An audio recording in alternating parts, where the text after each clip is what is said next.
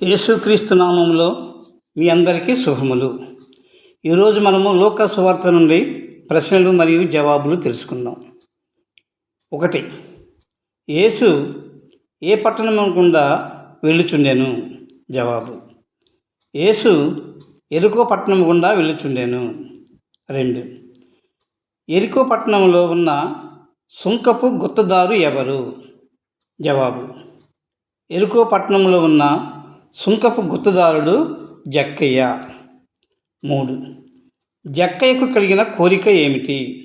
జవాబు: యేసును చూడవలనని కోరిక జక్కయ్యకు కలిగెను. 4. జక్కయ్య ఎందుకు యేసును చూడలేకపోయాను? జవాబు: జక్కయ్య పొట్టివాడు గనుక చూడలేకపోయాను మరియు జనసమూహము ఎక్కువగా ఉండుట వలన చూడలేకపోయాను. 5.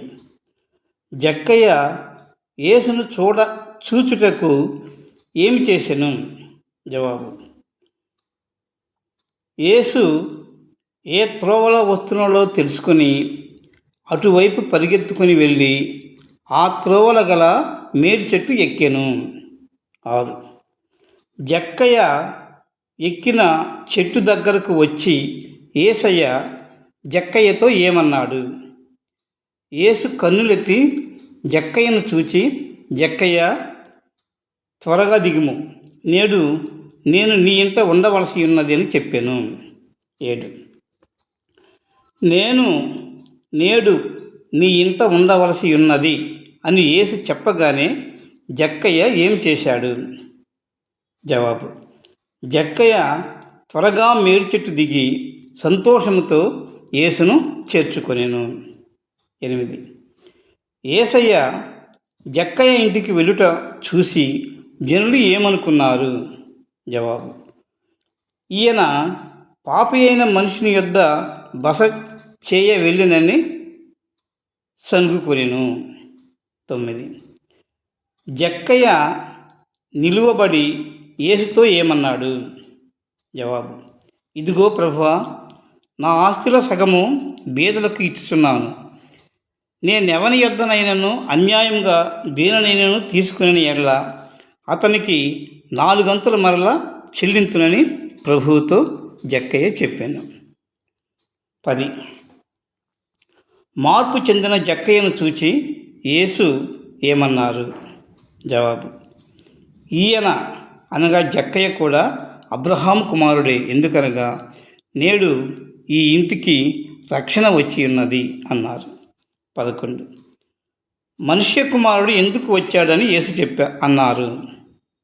జవాబు: నశించిన దానిని వెదకి రక్షించుటకు మనుష్య కుమారుడు వచ్చినని యేసు జక్కయ్యతో అన్నాడు. యేసు ఎరికో పట్టణం గుండా యెరూషలేము వెళ్తున్నాడు.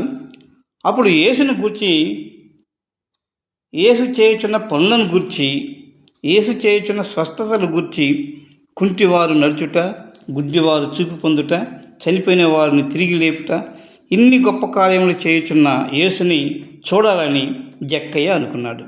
అయితే జక్కయ్య పొట్టివాడు ఒకటి వలనను మరియు జనులు ఎక్కువగా కూడి ఉండటం వలన జక్కయ్య యేసును చూసటం చాలా కష్టంగా ఉంది.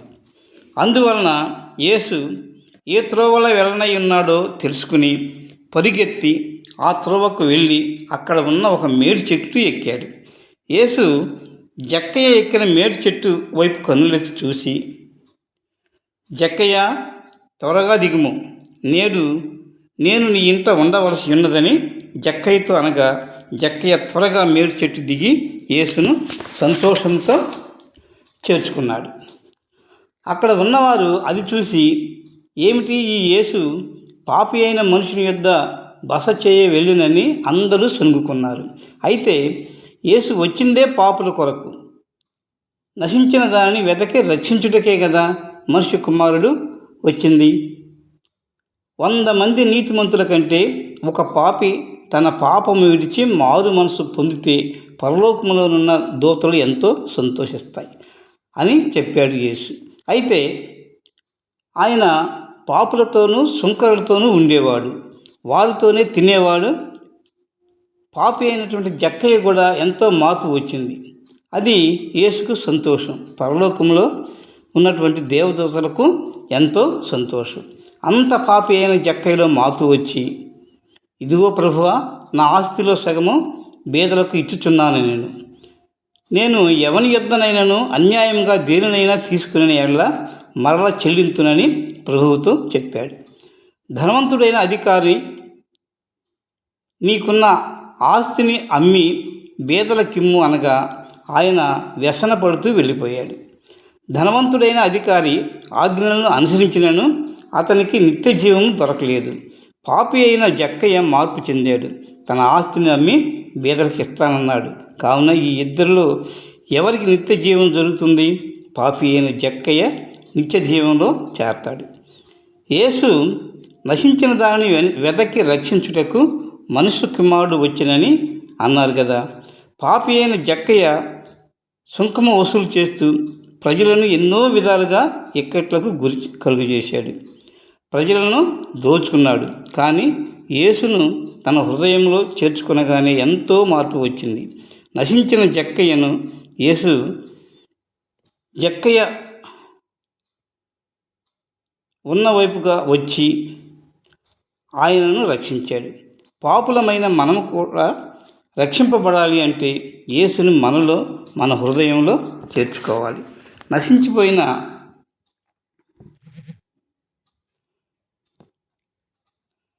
మనము రక్షించబడాలి అంటే యేసుని మన హృదయంలో చేర్చుకోవాలి. Thank you.